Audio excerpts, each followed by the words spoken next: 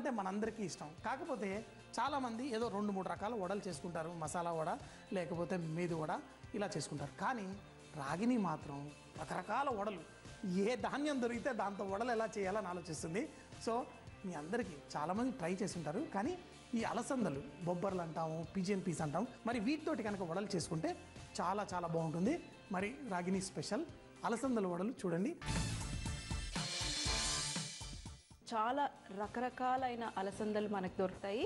ఈరోజు నేను వాడేది తెల్ల అలసందలు, బొబ్బర్లు అనొచ్చు, లేదంటే ఇంగ్లీష్లో బ్లాక్ ఐడ్ పీస్ అంటారు. సో వీటిని నేను ఒక 6 గంటల పాటు నానబెట్టాను.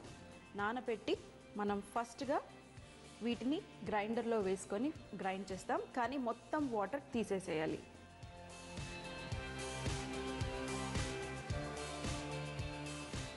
మనం పెసరగారలు ఎలా వేసుకుంటామో అలాగే, కాకపోతే కొంచెం గ్రీన్స్ అంటే మనం కొత్తిమీర, కరివేపాకు, మెంతి ఏమన్నా ఆకుకూరలు యాడ్ చేయొచ్చు. సో మరి ఇందులో పచ్చిమిరపకాయలు కూడా, అలాగే వెల్లుల్లి, అల్లము, ఇందులో కొంచెం అంత పుదీనా, అలాగే కొత్తిమీర. సో ముందుగా ఇవన్నీ మనం గ్రైండ్ చేస్తాము. గ్రైండ్ చేసే ముందు మనం కొంచెం అంత ధనియాలు, అలాగే జీలకర్ర, కాస్త మిరియాలు ఇవన్నీ కొంచెం ప్యాన్ మీద డ్రై రోస్ట్ చేసుకుంటే చక్కటి ఫ్లేవర్ వస్తుంది. సో కొంచెం అంత స్లో ఫ్లేమ్లో ఒక చిన్న టీ స్పూన్ వేసుకుంటే సరిపోతుంది. జీలకర్ర, అలాగే ధనియాలు, అలాగే మిరియాలు.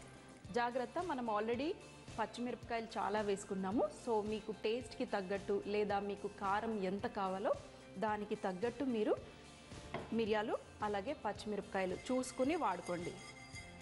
కొంచెం స్లో ఫ్లేమ్లో ఒక నిమిషం పాటు డ్రై రోస్ట్ చేసి, ఇవి మనం గ్రైండర్లో వేసుకోకుండా మన దగ్గర చిన్న రోల్ ఉంటే ఆ రోట్లో కొంచెం అంత కచ్చాపచ్చగా దంచేసి వేసుకుంటే చక్కటి టేస్ట్ వస్తుంది. ఈ గ్రైండర్లో కాస్త ఉప్పు వేసుకొని ఫస్ట్ మనం బరకుగా గ్రైండ్ చేసుకుందాం. మరీ మెత్తగా కాదు, పేస్ట్ కాకుండా బరకుగా. మరి సాల్ట్ వేసేసుకొని చూడండి, బరకుగా నేను ఇక్కడ గ్రైండ్ చేసేసుకున్నాను.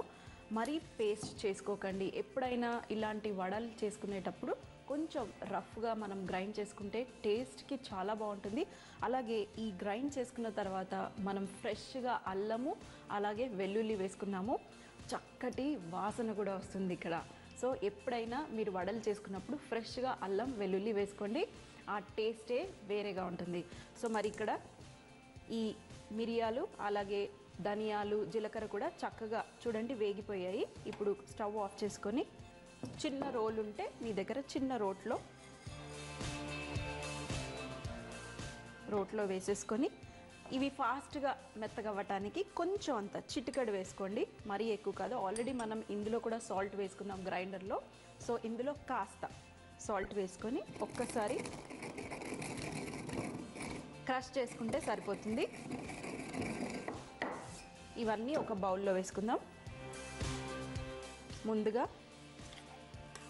మనం గ్రైండ్ చేసి పెట్టుకున్న అలసందల మిక్చరు, ఇందులో మనం ఈ పౌడర్ చేసి పెట్టుకున్న ధనియాలు, మిరియాలు, జీలకర్ర మిక్చర్, అలాగే మరి ఉల్లిపాయలు వేసుకుంటే ఇంకా చక్కటి టేస్ట్ వస్తుంది. సో అలాగే ఉల్లిపాయలు సన్నగా చాప్ చేసి పెట్టుకున్నవి,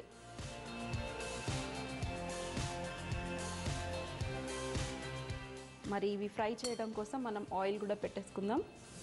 మనం ఇప్పుడు ఈ వడలు వేసుకోవటానికి అలసందలు వడ వేసుకోవడం కోసం ఇలా ముద్దలాగా రావాలి, అలాగే వడ వేసుకోవటానికి పట్టుకోవాలి. కాబట్టి మీరు శనగపిండి కానీ, ఓట్స్ కానీ, అటుకులు కానీ, మీ దగ్గర ఏ పిండి ఉంటే ఆ పిండి వేసుకొని కొంచెం బైండింగ్కి, మరీ ఎక్కువ కాదు కొంచెం.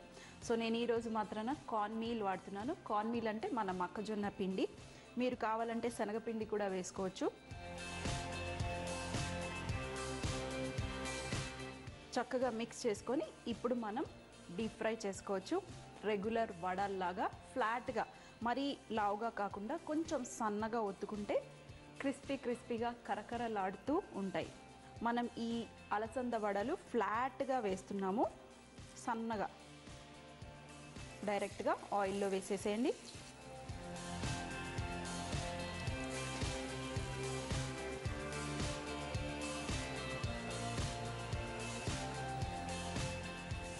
చూడండి